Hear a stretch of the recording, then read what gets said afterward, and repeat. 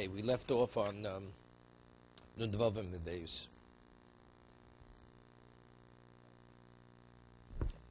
The Mishnah had said that a person's Makadish with Yisira Hano marries a woman with something you're not permitted to benefit from, Einu B'Kodeshes.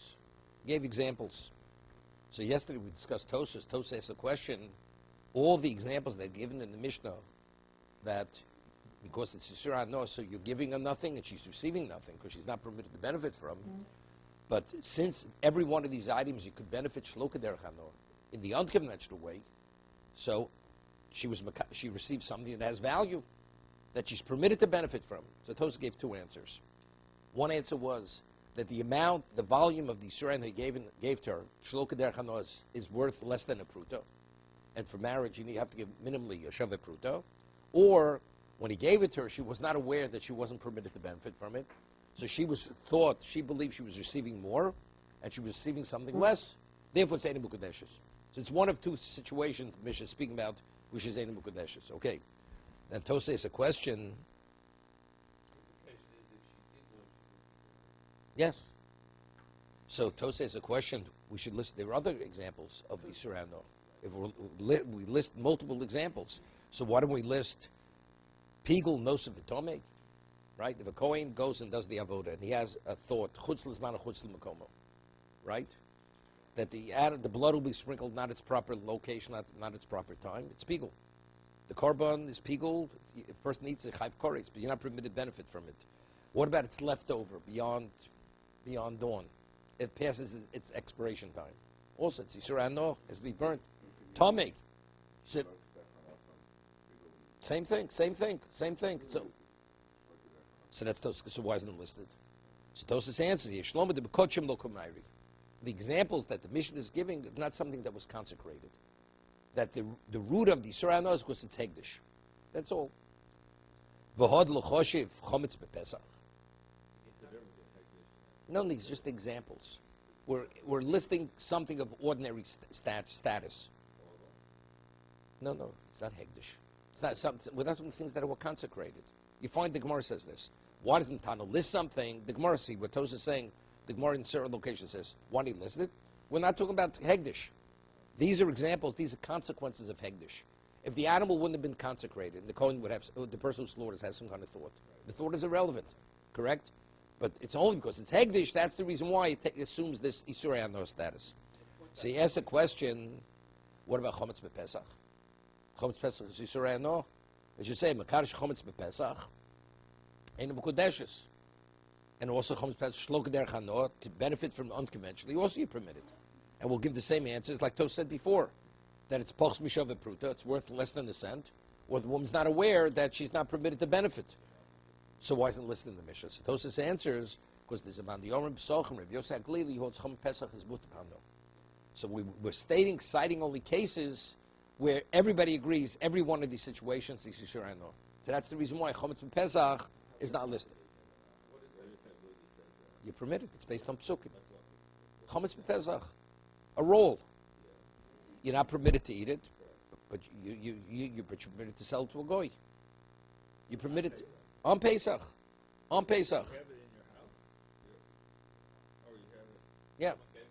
Somebody gave it to you, you didn't acquire it, and you go and you give it to a goy, because you're not permitted. If it's your chometz, you're not permitted to possess it, right? That's Tosas kasher.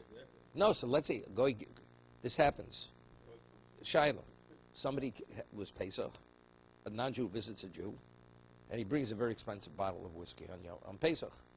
So what said the person? What are you supposed to do? He doesn't want to sell the what? The one who gives him the gift. So if he takes it, he's taking chometz. You even loke, the Rambam rules that if you purchase chometz on Pesach, it's lav sheish b'maseh. Right? So what do?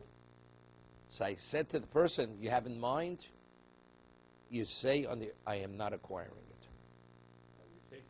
You're not acquiring it. So you're not in violation by your own by your motzei. You didn't acquire it. You didn't do an active acquisition. So you're taking it. You did a physical act. Good, but it's good. Right? But you under your breath, I am not acquiring it. And then afterwards, you dispose of it. So now the question is, now I want to give it to my doorman. You want to get mileage on it. It's not yours. Are you permitted? Right? So according to Rav Yosef Glili, Possess, you don't possess the chametz. When you give it to your doorman, are you benefiting from it? Yeah. But you're not permitted to benefit chametz. Rabbi Yosef says you're permitted to benefit the chametz. It does, but you're still benefited. It's irrelevant. It's like ownerless. It's ownerless. So good. If let's say I see ownerless chametz, and I pick it up, I have mine not to acquire it, and I give it to a goy, and now I'm going to have goodwill from the goy. Is it permitted? It's not permitted because it's Yisrael no. Rabbi Yosef Galili says you're permitted. It's two separate things. You're not permitted to possess chametz. Benefit, you're permitted to benefit.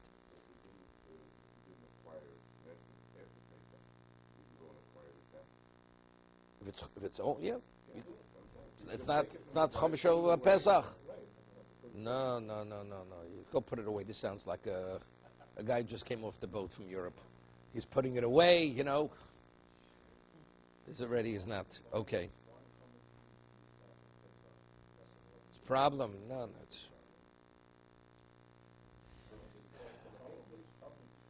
What? Yeah.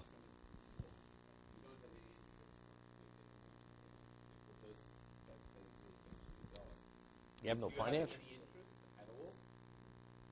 No. So what would be the question? No, same. It's Yisrael no. It's Yisrael no.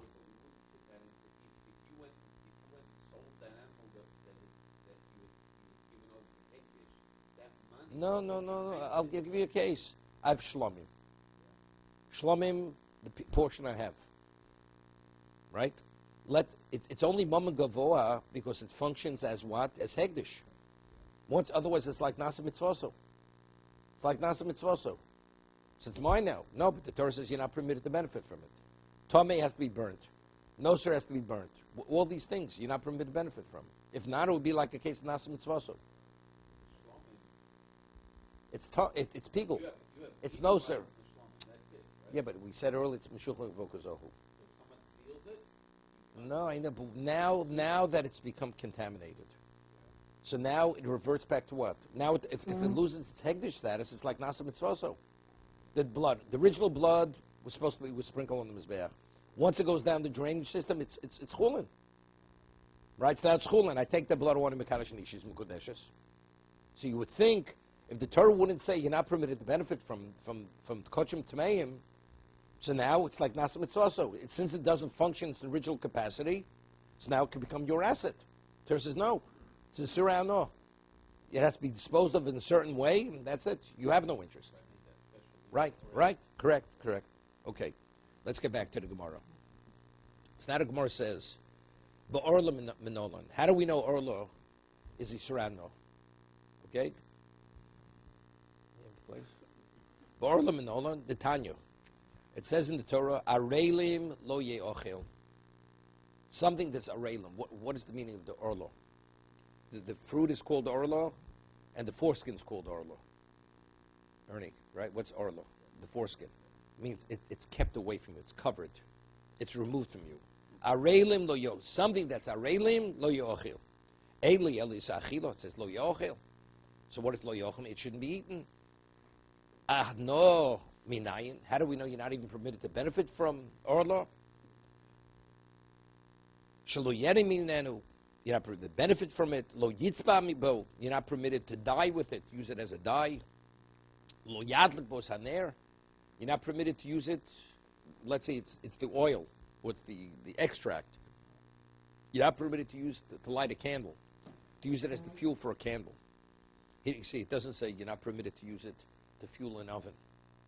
Right? The Mishnah, second parak in Psochim, speaks about using chametz to fuel an oven. Right? Are you permitted? Not permitted. Right? Are you permitted? Lachas manisuro. After zman iser. Right? Are you permitted? So the Gemara over there has a discussion. If you hold like Rabbi Yehuda that ein bir chametz el l'sreifa. So what is the mitzvah? The mitzvah is to burn the chametz. So the Gemara says over there, of course l'chatchila you shouldn't do it, but let's say you fuel an oven and now you bake bread with it, or let's say you heat a house with it. Now what's that heat? Where is the heat emanating from? From a coal. So the coal already, the chametz has been burnt.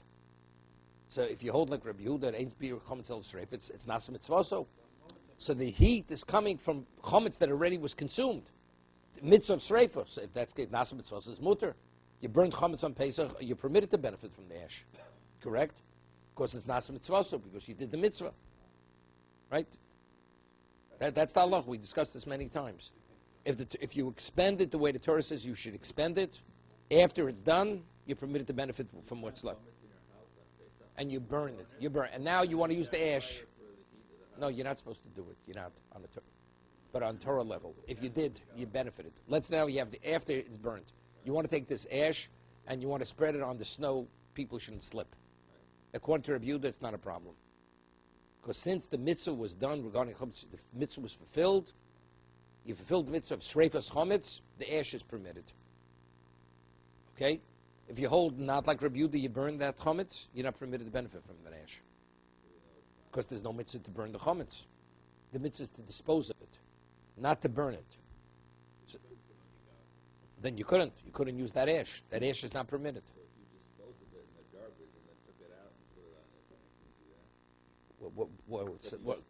Some magic happened. What happened? No, the concept is nasa mitzvoso. The object was affected. Right? No. Not sure if you were on your between semester break on this one. We mentioned Reb Chaim. There's a question Reb Kivega asks. I mean, the Torah says tashbisu sormi bateichen. That's the mitzvah saseh of disposing chametz. You should rid your houses of chametz. Tashbisu sormi. That's what Torah says. It says machlokas Reb Yehuda and Chachomim. Reb Yehuda says in bir chametz el l'sreifa. The disposal has to be specifically burning. The Chachomim say hashbasas b'chol dover. Any means of disposal, and it gives examples.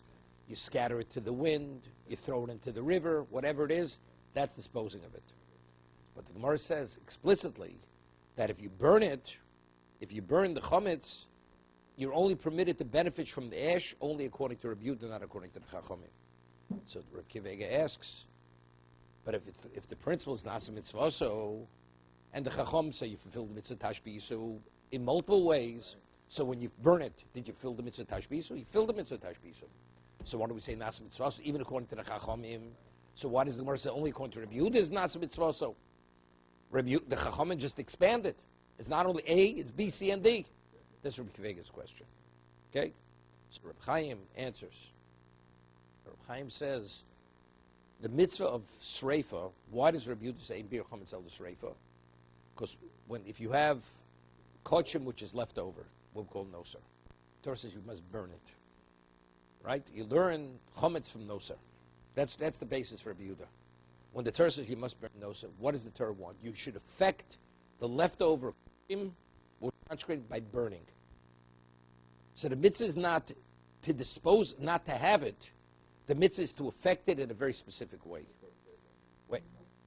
The Chacham say that's not the mitzvah of tashbisu. The mitzvah you're disposing not to have. So it's not to affect it. The object is not to be affected. It's not to have it. So if it's not to have it, so why only burning? Any means of disposal. So nasa mitzvah is only if the mitzvah is to affect the object in a certain way. That's only according to Rabbi Yehuda, we say you can benefit from it. Even according to the Chacham, if you burn it, you fulfilled the mitzvah. But the mitzvah wasn't to affect it. It's a way not to have it. So therefore, you're not permitted to. But let's say, to burn kochim tameim, pigel nos of atome. Torah says you have to burn it. After you burn it, okay? Orlo, the mitzvah is to burn it. The mitzvah is to burn it. So I'd say, you know something, so if I have oil from Orlo, I'm burning it. So we'll see Tosas, he brings the Gemara in Psochim. See, when you have a coal, it has to first be burnt before the heat starts coming out of the item. But if you have, let's say, certain kind of kindling wood, that as it's a piece of wood, it already catches fire. The flame is coming directly from the wood, which the wood exists already. Simon, the wood exists, or oil. The oil is being drawn into the wick. The oil itself is orla. You're not permitted to benefit from the oil. So the oil, the flame and the oil is synonymous. They both exist simultaneously. That's called benefiting directly from the orla itself. That's how Tosas over here cites it. Okay? So therefore we have to give examples. Lo yenev, that means when it's intact. Lo yitzba. You're not permitted to use it for dying, Tosas says, because there's a man modes, chazus lav milsa. Maybe that's not called the benefit. It's a color. It's not something which is a tangible. Lo yadlik bo'asaner. You're burning it. But the answer is, but since the benefit is directly emanating from the orla that exists, like the oil, or let's say you have this wood. As you light it, the wood is burning, and the wood is still a piece of wood. Talmud lo araltem or loso. The Torah reiterates araltem or loso. The rabbis is calling that every one of these levels, even though there's reason to justify it, that you should be able, you can't. That's what our. So we're saying you can't get any hana or just these? No, these particular. Let's say you burn the arla, and now you want to benefit from the ash. You can benefit from the ash. That's listed in Mishnah and Tamura. That's called nisrofim. You have nikborim and you have nisrofim. There's certain items that you have to bury. You shouldn't burn them. You know, let's say you have basar b'cholov. Person wants to burn basar b'cholov to dispose. You shouldn't do it. Why? But let's say you have arla, you burn it, because if the Torah never said you had to burn basar b'cholov. Torah says you shouldn't benefit from basar b'cholov. So what happens if you burn it? You may benefit from the ash. You're not permitted to benefit from the ash, correct? Because the only reason why you're permitted to benefit from the ash of orlo, because the principle is nasa mitzvaso, because the mitzvah was done. But here, the Torah never said you're not permitted to benefit. The Torah didn't say to get rid of it. You're not permitted to benefit. So now he burns it. What happens now with ash and you benefit from the ash? You're creating a problem. Therefore, it's nikborim. You just bury it and let it decompose wherever it is. So basar b'cholov you can't benefit anyway, any way at all? No, shlo k'derech hanosan you can. But over here, if you burn it and turn it to ash, that's derech hanosan, right? To benefit from the ash. So there has to be some way to benefit below kadak, otherwise it's quite closer. There has to be a way for each one of these to benefit some. Definitely. Otherwise, I give you example every one of them, but still doesn't make it. So you have to give one of the two tirutzim, the two answers with Tosha's gives. Okay.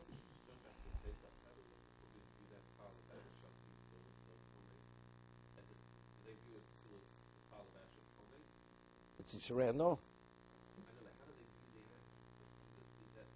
It's chometz.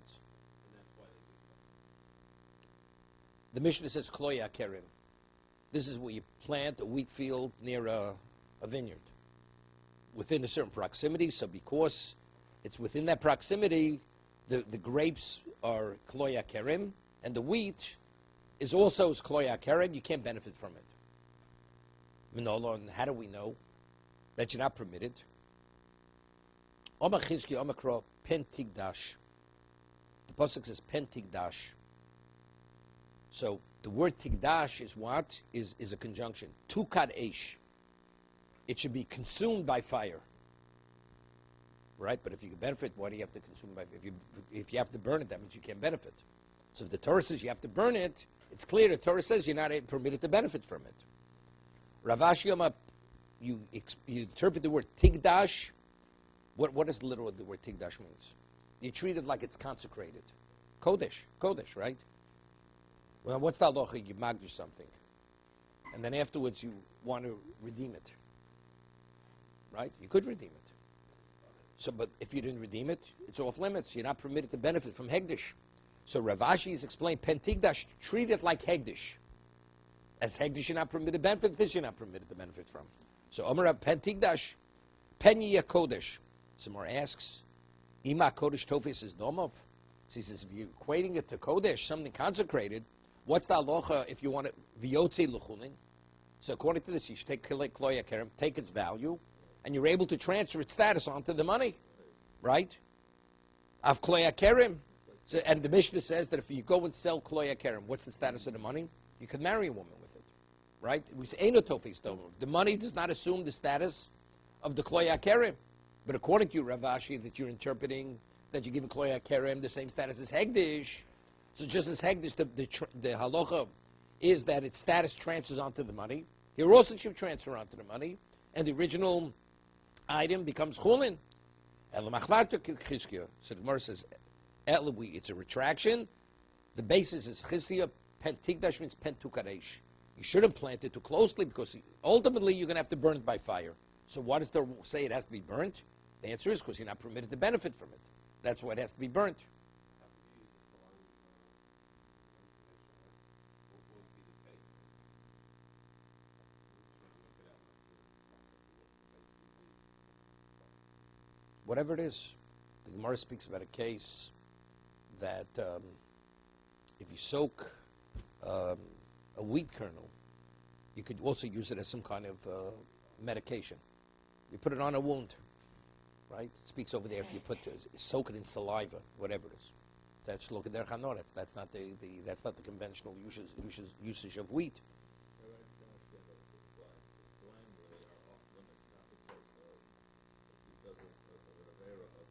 A goy, let's talk about a non-Jew. A non-Jew plants a wheat field right next to a vineyard. You're not permitted to benefit from that wheat. You're not permitted from it. It's irrelevant who planted it. It grew wild. No, pentuka. The word. What is tigdash? What relevance? So we just proved it doesn't mean that. It doesn't mean that. Because otherwise, you should be able to remove its status. You should be able to be podit. That's a rava. So we proved it's not correct. That's not a correct interpretation of pen tigdash. It's a conjunction pen tu karesh. You should not allow it to grow too close, because ultimately you're going to have to burn it by fire. So, well, why do you have to burn it? The answer is because you're not permitted to benefit from it. Okay, so that's the base. That's chizkiyah. That's the conclusion of the Gemara. Why would you thought that it would be? Yeah, that's right. Why? No, that's the way the Torah is expressing the provision. You should not plant this by that, because pen tigdash. Because if it's planted too closely, you're going to have to burn it. But how could he even thought that it was about hektish? How could we even interpret it as about hektish? Chizkiyah doesn't interpret hektish. It can't. It can't be interpreted as hektish. It cannot be interpreted. Rav Ashi retracts it immediately. The word ella is a retraction. Machvarto. El machvarto kid chizkiyah. You know what machvarto means? In Aramaic, the word chiver means white. So that was Rav Ashi? That was Rashi said. It's in the Gemara. What? It's white. Ella means it's absolutely clear beyond any question that the correct understanding is like chizkiyah. That's machvarto. It's clear like the day. Right? That's the word machvarto. The word chiver means white. Chiver in Aramaic means white. Lavon, so machvarto means it's as white, it's as clear as the day that Chizkiyah's interpretation is correct. But I thought you probably would plan for a kid. You can plan whatever you want. I'm saying, but if he sells it to you and you don't know about it, you're going to be... You go after Rove. So you go, that's But let's say you live in a vicinity, they plant it together. Remember years ago there was a question, there was a certain Rebbe, years ago people smoked cigarettes. Certain Rebbe smoked cigars because he wanted to cut down on the cigarettes. Doctor says he has to cut down, so he started to smoke cigars. He was a Talmud Muvak of Reb Shlomo Hyman and Reb Reuven Gruzovsky, and so he started to inhale the cigars. That's just a side part. But cigars in those days, I'm sure they have them today, they were certain cigars, they used to soak them in wine. They were like scented cigars. So the question of the yayin nesach, right? The ones who the manufacturers, they would soak them. Well, so what's the wine? The wine is not kosher wine, so you're not permitted to benefit. And what about you're inhaling it? It's going into yourself. Are you permitted? I'm just saying these were the shilas. It's different than rechel. Yeah, whatever. I just met a guy who makes kosher to place up cigars. Is that the guy said? It's because the Spanish guy in Cuba, they tell him he has to wait 6 hours before he licks the cigar after he eats his sandwich. You understand? Because the saliva is on the cigar when he smokes it. Why would that be even a question about kosher to place up cigars? No, because they soak it. They soak it in some kind of chametz solution. So when you put, why does a woman need kosher pesach lipstick? Right? Because lipstick is made. Many lipsticks have wheat germ oil in it. Gives it when you put it on your lips, so ultimately it goes in your mouth. Right? So it's a problem. Okay. Shora nisko. An animal gored and killed a human being. So the Torah says you must kill that animal. It must be stoned. Shora nisko must be stoned. So the Mishnah says it's Yisur Ano. How do we know Kshara Niskal is Yisur Ano? That you're not permitted to benefit from it? Minayin. It's good you're learning this. Because Mitzvah Shem, Parshas Mishpatim is just a few weeks off. But again, then we'll get to it. You'll understand why it's Yisur Ano. Rashi and Chumash brings this. These limurim. Kshara Niskal Minayin. The Tanya. Mimash Mishnem Sokol Yisokel. What does the pasuk say? It says Sokol Yisokel Ashur. And what does it say? It says Lo Ye'ochel. Lo Ye'ochel Besoro. So the Torah has told me you're not permitted to eat its meat. I mean, if you stone it, the Torah says you're only permitted to eat meat if you have shchita. So if the animal is dying through stoning, does the Torah have to tell me Lo Ye'ochel Besoro? Right? That you shouldn't eat its meat? So that's the question. Mashane Besokol Yisokel Ashur. Any Yodesh Nedeli. It's obviously not permitted. Unevela Surah Bachilo. So matom Talmud Loma Lo Yochelis Besoro. So what's the Torah continue? And you should not eat its meat. Right? Magad Loch. So you know what that teaches me? Shim Shochto Lachashning Madino. Osa Bachilo. That even, let's say they gave the psak, they gave the ruling, it's a Shar and Nisko. And the person thought he was smart. He's going to preempt the court before they stone it. And he's going to maximize on its value. He's going to do shchita. So if that's the case, it's kosher meat. So therefore, you're not permitted. Even though he had shchita, lo yochel, that's what Torah is saying. Once you have the psak of Sharan Nisko, even though you preempt the court and you slaughter it, so factually it's not going to be stoned, nevertheless, you treat it like Sharan Nisko, and you're not permitted to eat. That's lo yochel, that's what Torah is saying. So, but then where it says, so if that's the case, how do we know that you're not even permitted to benefit from it? So the lo yochel is speaking, even though there was shchita, it's lo yochel. But how do I know that that you're not even permitted to benefit from it? Talmud Lomar. Ubalashar Noki.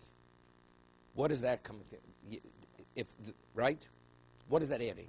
If you're permitted to benefit from it, and you're not permitted to eat it, even if you did shchita, what does Torah say? Balashar Noki. My mashma. Shimon ben Zoma Omer Kodem Sheomer Lechavero Yotze Ploni Nokim Milachosov. So and so he lost everything. He's actually totally stripped of all his possessions. Noki. He's free of all his nakah. He's been cleansed of all his possessions. Balashar Noki means even though the animal's slaughtered, factually it's a total loss because he can't even benefit from it. Now that's so. How do we know from the words Balashar Noki? Look, look at something else. Because lo yochel.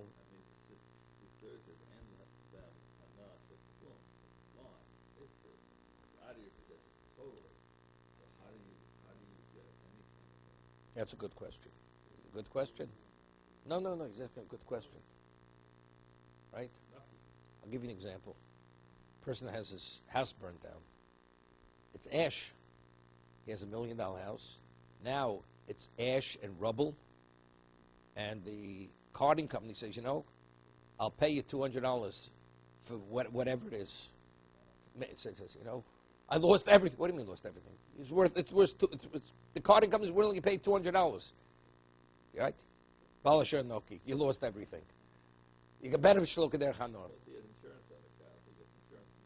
Whatever. No, I'm serious. The question is a good question. But relative to what it is, it's Noki. You lost it. That's a total loss. Once that pronouncement is made, the owner is free of liability. That's a separate discussion. We discussed it. No. The Gemara doesn't say that. Yotzed Noki Min Chosov. The Gemara didn't know. What about we discussed yesterday? What if the old Yisrael knows Shalom? You have a liability if that ox should gore, because you have an interest in it, right? You have a financial. It's your cow. Still your ox. No, but we discussed this yesterday. If you can benefit Shloka Der Chanosa, right? So that means you have ownership in it. Otherwise, how do you marry the woman, right? So if you have ownership, so if that animal should cause damage, you're a damager. No, he's asking a good question. No, that's not Ernie's question. No, Ernie's asking a good question. You're asking, you're not on the same page, two of you. Ernie's asking. It says Balashar Noki means you're not permitted to benefit from, because you've You've been fleeced of everything you have. You've been stripped of. What do you mean you've been stripped? It has value. Shlok derech hano. That's his question. It still has value. He hasn't lost everything. That's his question. If you say it's Yisur Hano, he's lost everything. So if you tell me you can't benefit him Shlok derech hano, so he has lost everything. But if you can benefit Shlok derech hano, he hasn't lost everything. That's his question. In the Mishnah, so there must be No, sir. there must be some value there. And if you marry it, No. You see nothing from the Mishnah. Tosfos is asking a question on the Mishnah. In the Mishnah, you see nothing. okay, so Tosfos is saying there is a case where you construct where there's That's Tosfos' question on the Mishnah. Question on the Mishnah. If you read the Mishnah, you know nothing. You say you're not permitting the benefit, not derech hano, not shlok derech hano. Finished. So it's worthless. Finished. Has no value. You gave us something of no value.